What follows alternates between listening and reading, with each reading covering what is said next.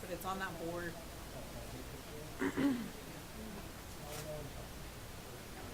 Yeah, it's $sign, $sign.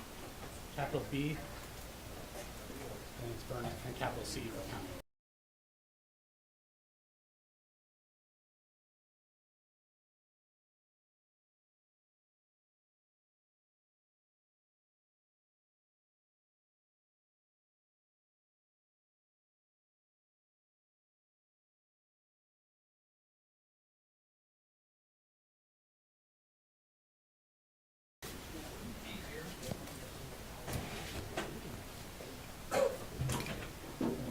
Podium.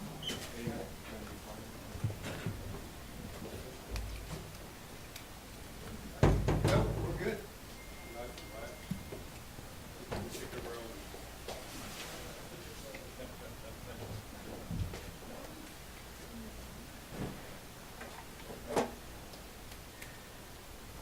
Will that pick it up?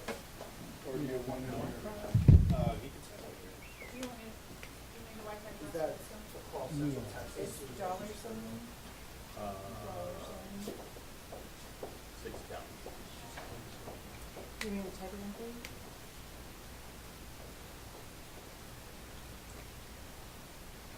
Everybody getting it? One more. Sure. Looks like you got me talking about it. You want to close this door and then stop them from patrol guys coming through? We'll pull Gingrich out here to stop Okay. the trouble.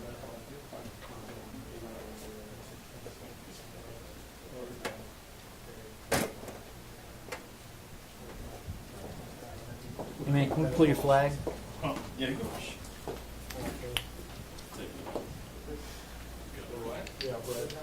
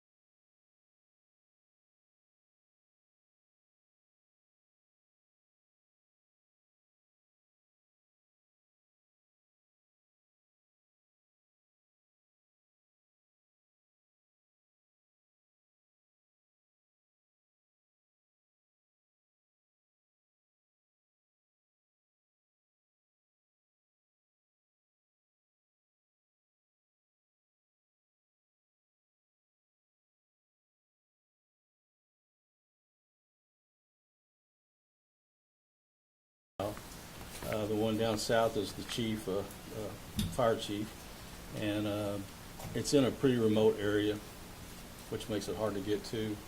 A lot of the low water crossings and bridges are washed out down there, so we're having to helicopter most of that personnel in to do that search. I think y'all know we found his vehicle. We've also found some personal items down there. We still have not found Chief Phillips yet. The other missing is someone from the Burnet area. We've located his vehicle. Still have not been able to locate him. Most of that's being done with drones and just boots on the ground. But we're still in active search, and we're going to do everything we can to find the other two folks that we have missing. I think there were some questions about how. One of the things I think we need to talk about is the rescues. We saved a lot of lives out there. We talked about the bad part, and we should, but a lot of times we don't mention the rescues. We had 62 rescues. I think that's a hard number. That may change. And it's anywhere from people that are stranded in their attics to people in trees or on the top of their vehicles. But we have had 62 of those. And I think it's important because these men and women are out here working hard, trying to save some lives, and they do. We saved a lot of lives through this process. I think another one of the questions that's been coming up is 911 calls, and between 5 and 6 on 7, 5, 25, there was 180 calls. Between 5 a.m. and what? 5 a.m. and 6 a.m. So that's when How many calls? 180. On the fifth? That was on Saturday. No, the sixth. The On fifth. the morning of the 5th. The 5th, yeah, Saturday morning. I'm sorry. And that 62 number also is just Burnet County recoveries. We'll get you the number with those that are from the Marble Falls dispatch area as well. And you mean 62 people rescued, That's correct. Yes. and 3 are dead, or How many fatalities we got so far? Right now we have Four. 4. We have 4 right now. Well, 2. We're searching for 2. Yeah. Confirmed. Yes. Yes. I need to read this part because and probably still leave some folks out. But I also wanted to thank the resources that we have from state agencies to the National Guard, Task Force 2, Texas Parks and Wildlife, LCRA, Texas DPS, all of our local fire departments, all local law enforcement agencies, Llano County Sheriff's Office, all Austin Travis County EMS. We're blessed to have all the assistance.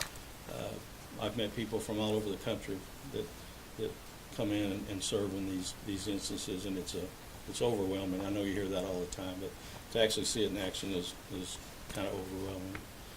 You guys, I also was asked, we asked that the residents and business owners who received damage due to this flooding report the damage to the individual state of Texas assessment tool, and we have that information on our website if to go to that. This will help the Burnet County Office of Emergency Management assess the scope and damage of the county in order to determine the various types of recovery and assistance needed. Y'all have any questions? And Sheriff, you touched on how difficult these searches are. These aren't urban areas where these individuals were swept away and kind of remote. We were granted Mr. Venus driving through over here at Hamilton Creek, getting swept off. But I mean, you go back behind here, back by the hospital, it's pretty remote. Right. Again, describe how difficult and what you're having to do to get to these areas that you think the bodies may be. Yeah, this is difficult. It's a hill country, and plus with all the debris that the flood brought downstream, we're having to helicopter a lot of these people in, and with the humidity and the heat, it doesn't take long for these folks to get wore out, and so we're having to shuffle people in, every couple of hours down there. How long will this continue? I would love to wrap it up today, but it just depends on how long it takes us to find these. I guess my These question is, individuals. are you committed to finding these people? Yes, we're committed to finding these folks. We want to find them. Sheriff, how did the rain this morning impact the search today? We had to keep some people out of some low-lying areas, just kind of as a precaution. Ended up not really causing any problem, but we didn't want to take a chance with any of our folks that are out there working hard. So any of the low-lying areas, we kept them out of those areas. Chief, we're coming on the heels of this really big fire last week at this tire facility. It was an all-call, all-hands on deck, I believe is the way that you Yes, sir. phrased it during that news conference then. In having to respond that way with so many units and all that, do you think that helped the quick response that we had over the weekend? The teams were already spun up? Well, possibly. I think all of our agencies work well together, and being in the hill country now, we're growing, we're quickly becoming a large county instead of a small one, but we all have to work together out here anytime we have a large, accident or something like that. So I think everybody's used to working together and just falling in. Sheriff, does the search change at all as the days continue, searching for the missing people? Do you guys change tactics, change where you're looking? How is it kind of shifted from, Saturday morning till today? It hasn't changed a lot. We've kind of had to do it the same way every day. We're having to helicopter people in. I think some of the low water crossings are getting repaired now, so we might be able to get vehicles into some of these, and so that'll change a little bit. We've used some of the large trucks to get some folks in, but really the search hasn't changed much. And there's a potential for it to change in the next couple of days with the terrain, how drenched it is. We can't get horses in now. We can't get ATVs in now, but we will be able to get those in within the next couple of days if we quit getting the rain. You asked also about the rain this morning. It was in a different area. It was in Maruna. We took some flooded or closed roadways off of our map and had to put them back. Had to put new road closures on the map because of 3 inches of rain in Maruna.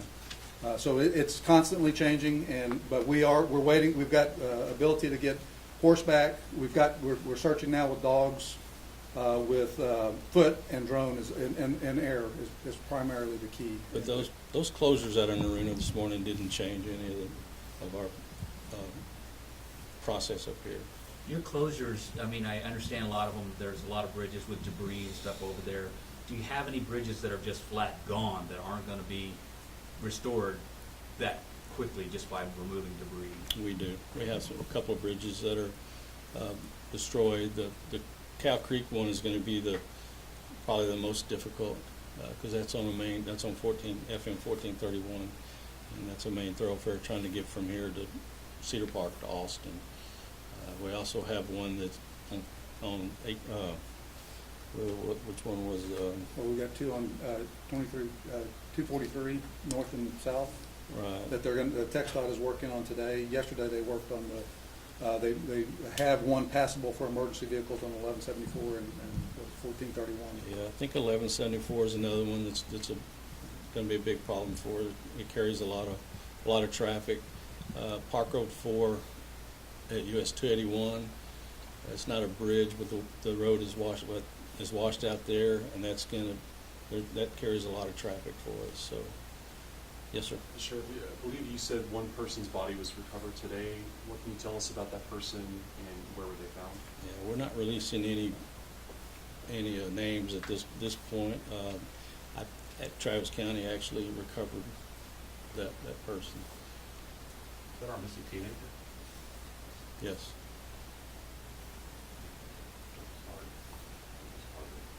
That was at Cow Creek, but I think Travis County actually recovered that subject. Derek, can we grab you up front real quick? Name, rank, or share, and all progress, sir. Derek Marcio, Burnet County Emergency Management Coordinator. Derek, some of these places are familiar problem spots. I came from the Hamilton Creek Manor residential area.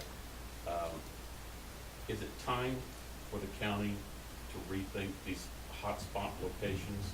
It's not the first time that that area and that residential area back there. I know that Marble Falls, after the big rain bomb in '07, went and bought people out. Is it time to have that discussion once we're through with this event? Absolutely. So in the rebuilding process, the recovery process, there are ways that we can rebuild things better instead of waiting on the back end for different types of funding opportunities.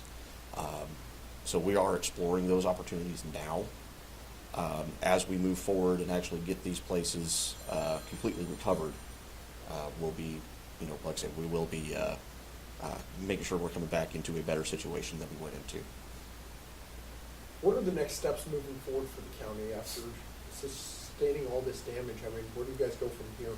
So at this point right now, we are working with our community partners to train and develop damage assessment teams to be able to go out and actually document the damage, see what the exact needs are, along with working with our county commissioners and the road and bridge crews to identify all of the impacted roadways, bridges, any county infrastructure, private infrastructure as well with the damage assessment teams, all with the goal, of course, of bringing in whatever assistance that we can and being able to rebuild things as efficiently as possible.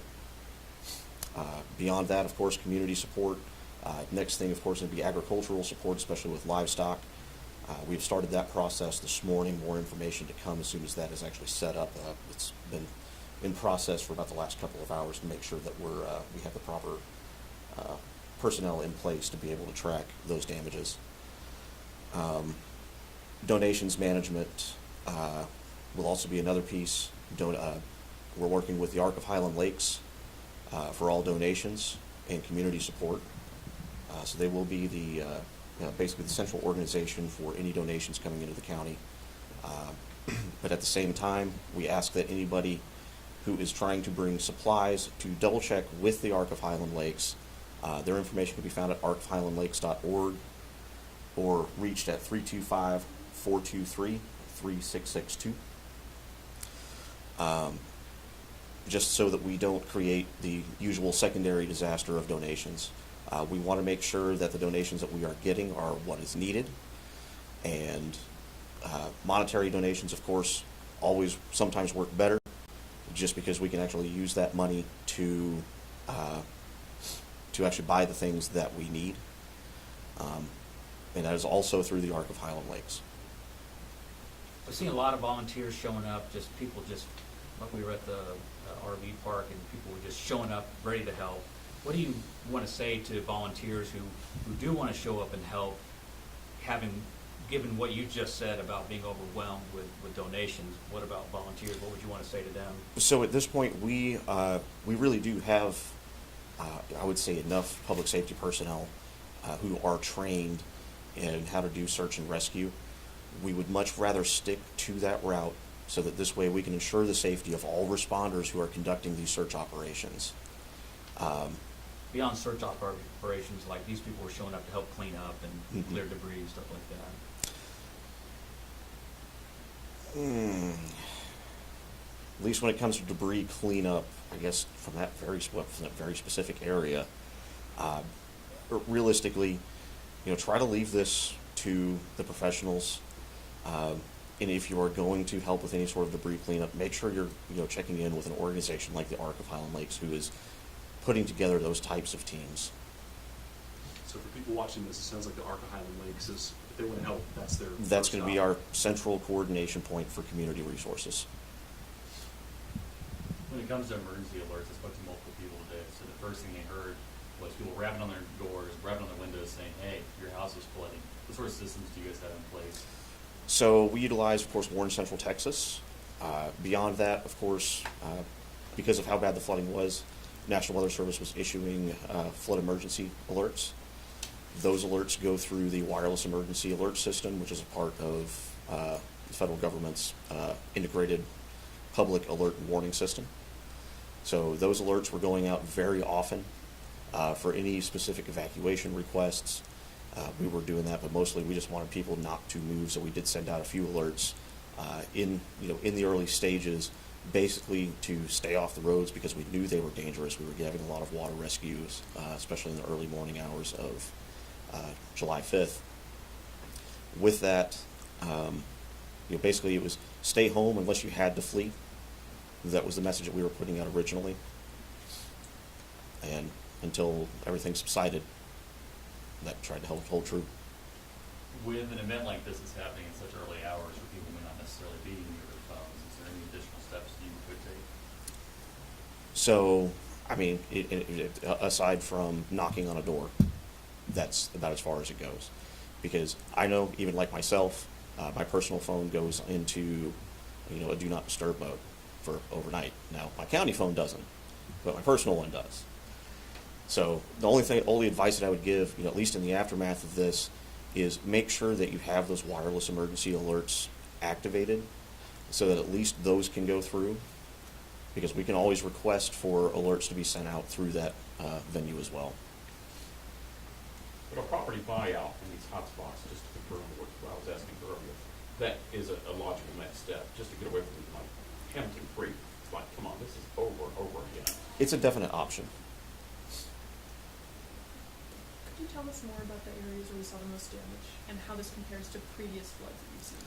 Like, have you had to do 62 rescues in any recent memory? Well, not in recent memory. Of course, last big flooding event would have been 2018. The sheriff would probably know more about that. I came on board in 2023, so I've read about it, but I don't have the details on hand. I unfortunately didn't have to live through that. However, that would be the most comparable event in recent memory. And where are the areas where you saw the most damage this time around? Can you be specific? So this time around, most of that damage has really been across the eastern portion of the county where the heaviest of rains fell.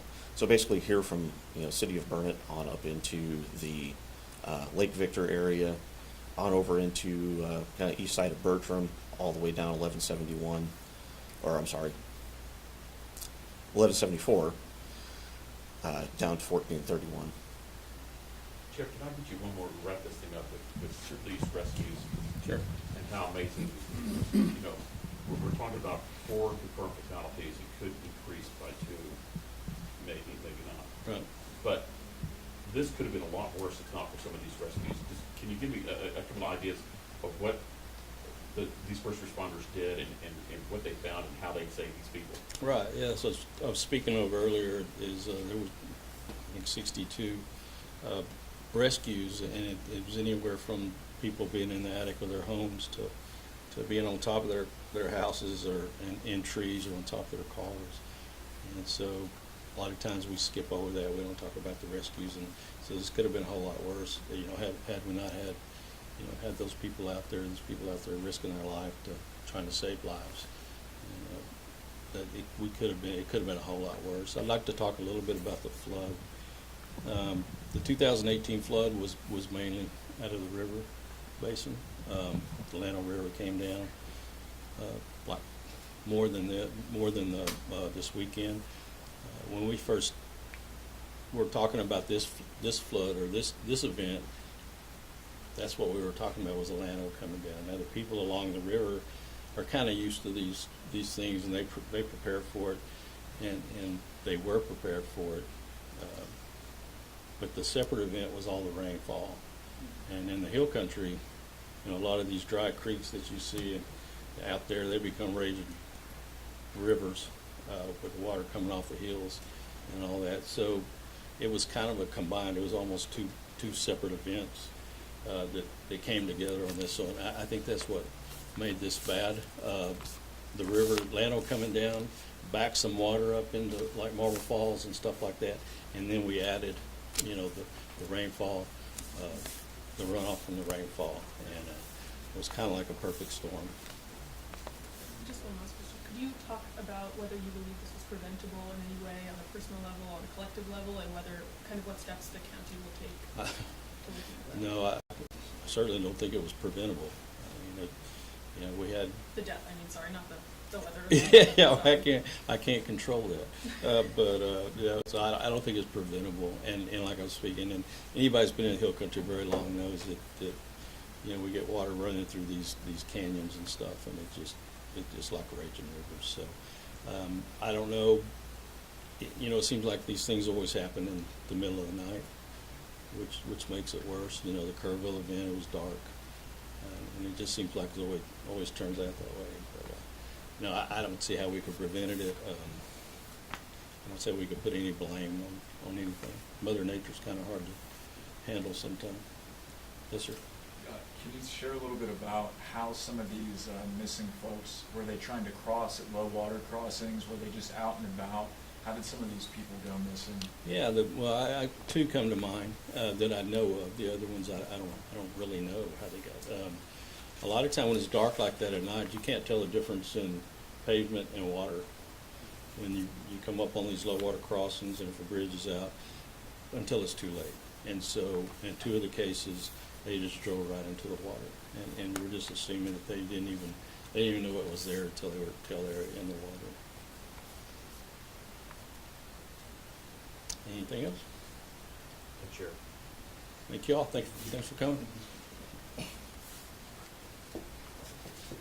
I guess I have one more quick one, doesn't need to be on record, but are you guys planning on holding another special like this week?